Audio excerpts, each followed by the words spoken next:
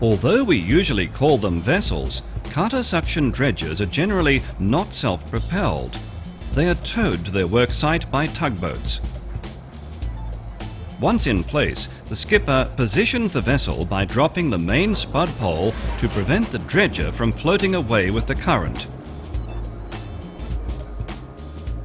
Then the anchors are dropped on either side.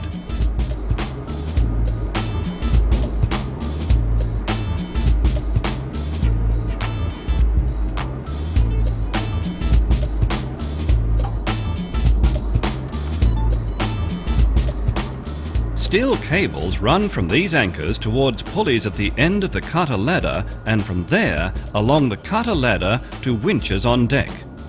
With these winches, the cutter head can now be pulled across the width of the dredge cut in both directions. Once in place, the dredger is now ready to work.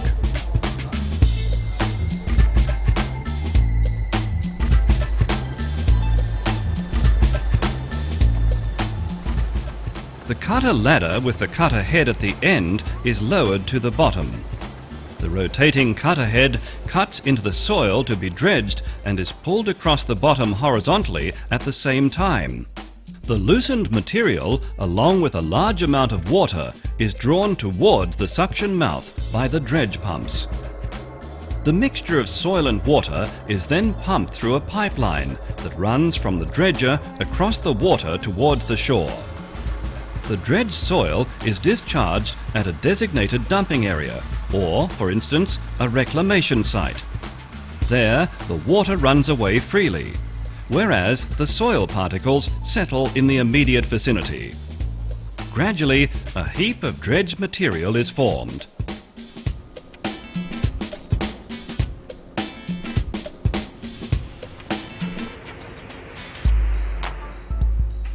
At the end of each dredge cut, the spud carrier moves forward and the same process continues in the opposite direction.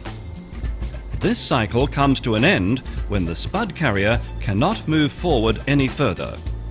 The dredge is then positioned in the axis of the dredge cut and the help spud is lowered to keep the dredge in place. The main spud is hoisted and spud carrier and main spud are moved backward to start position.